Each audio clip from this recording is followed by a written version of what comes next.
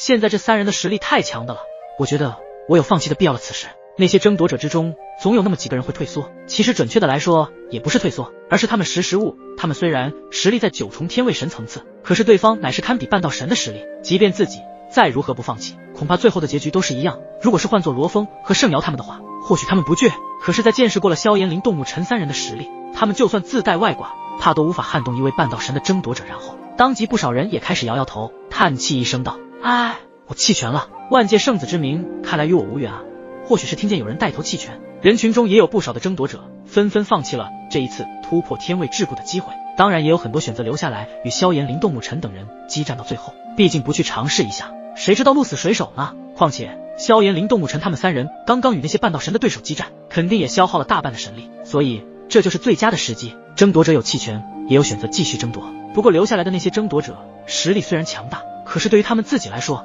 这些实力的争夺者他们同样有办法将其击败。即便自己已经消耗了大量的神力现场，除了那几位比较出色的争夺者，其余的九重天位神他们丝毫没有压力。此时林动和沐尘在人群之中准备寻找一道身影时，却发现根本就没有那道的身影。林动沐尘二人扫视了一圈后，以为是看漏了什么，又再一次的扫视了一圈那人群中的争夺者，可是他们所要找的那道身影就这样凭空消失了。萧炎察觉到林动和沐尘的异常，便是出声问道：林兄，沐尘怎么了？下一刻林动和沐尘的双拳紧紧握拢，然后沉声道：天龙那家伙好像已经跑了。闻言萧炎有些吃惊，让天龙那家伙跑了，这口气可忍不了。要知道当年林动和沐尘变成人不人鬼不鬼的样子，就是天龙那家伙造成的。原本想借着这一次的万界圣子争夺战将天龙大神君击杀，没想到竟然被对方给神不知鬼不觉的逃走了。林兄，沐尘，对方恐怕不是以万界圣子为目的，这次参加争夺战想必就是将大地之角放出来。既然那家伙逃了，也没有办法，等我们成为万界圣子，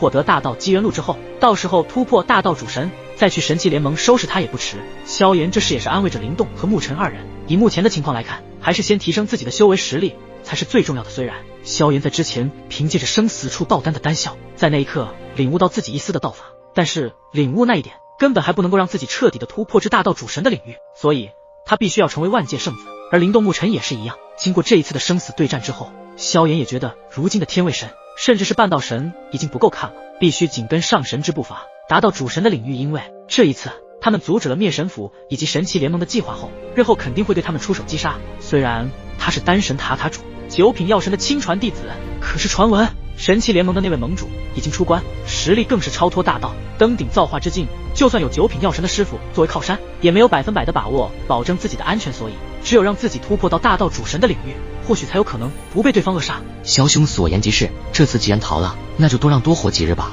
等下次攻上神奇联盟之时，就是天龙的死期。林动沐尘对于心中那一份仇恨将会100倍1000倍的奉还回去，谁惹了他们，那么就要让那个人付出惨痛的代价。萧炎弟弟，没想到你现在的实力如此强悍，看来我们也不是你的对手了。就在萧炎、林动沐尘三人交谈间，一道清脆的声音从他们的后方传来。萧炎他们转身望去，看见那几道熟悉的身影后，脸上也挂起一抹淡淡的笑容，然后开口道：小龙兄，雨涵姐，难道你们也要争夺这万界圣子的名额？哈哈，我们也想啊，可是现在你们的实力太强了，论单挑的话，恐怕我和小龙哥哥都不是你的对手了。雨涵那双可爱的大眼睛转了转，迈着步伐来到了萧炎他们的跟前，笑嘻嘻的道。萧炎当即尴尬的挠了挠头，道：那也不一定啊，你们的气运之力极其奇妙特殊，即使我目前领悟到了一丝言之一道，恐怕也不见得会战胜你们。听着萧炎这如此谦逊的话语，小龙和雨涵俩兄妹直接给萧炎翻了一个白眼。你可不要这么低调了，你的言之一道可比气运之力强一些，这我都听两位姨娘说了。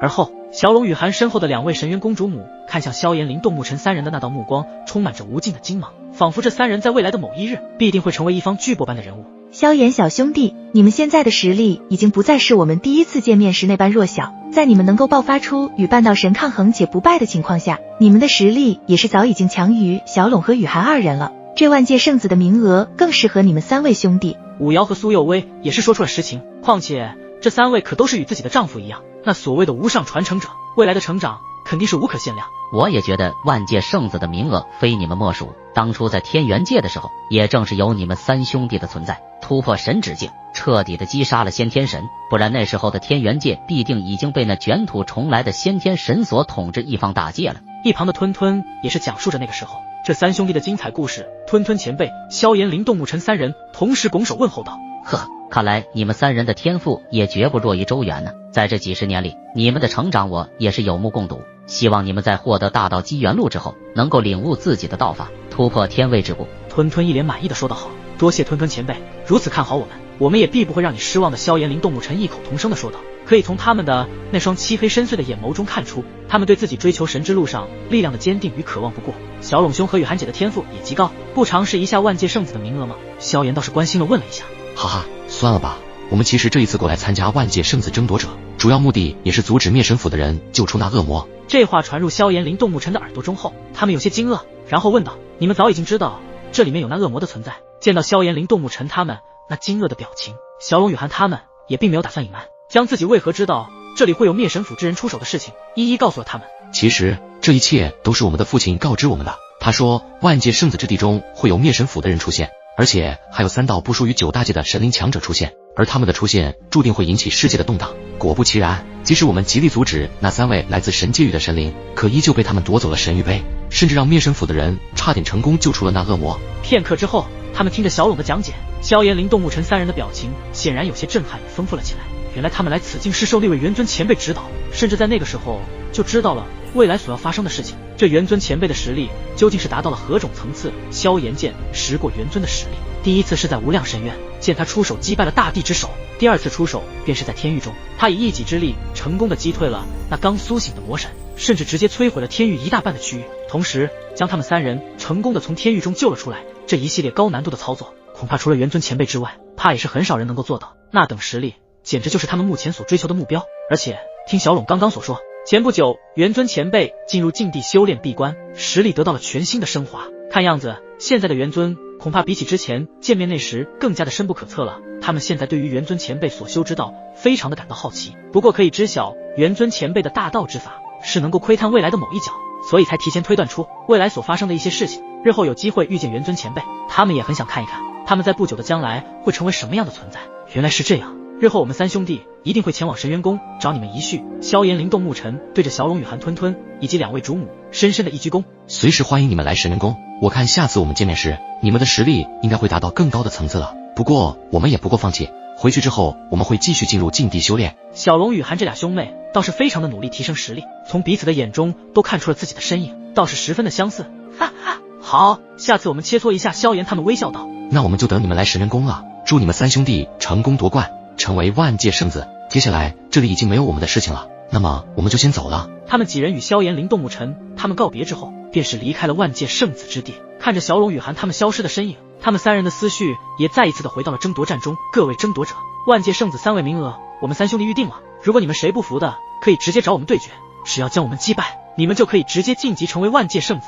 萧炎3人一字排开，此时他们的目光扫视着前方的那些争夺者，对着他们大喊了一声道：如果是换做之前，萧炎他们这样的做法肯定会惹众怒，会觉得既然如此嚣张。可是现在对于他们来说，他们有资格说出这样的话，甚至还不会惹众怒，这就是现实，一切都实力说话。所以在萧炎他们说出这样的话之后，现场的那些争夺者没有一个人敢应答，因为他们可都是足以抗衡半道神的存在，他们3位实力太强，我直接弃权，不如在这万界圣子之地中寻得一些天地宝物也不错。人群中显然已经有争夺者已经放弃，不管他们如何坚持，都会引来他们的失败出局，还不如看清眼前的局面，说不定还能获得一些稀有的天地宝物。有第1位弃权者，那么就有第2位、第3位。原本还剩下100名的争夺者，此刻愈发的变少。虽然现在还是有很多争夺者在现场，他们也想要看看萧炎灵、动木尘是否谁能够获得万界圣子的名额。当然只要一弃权，就要上交所有的圣花印记，而且不得再参与争夺，不过可以留在此处看最后的精彩。对决了很多隐性的9重天位神中期，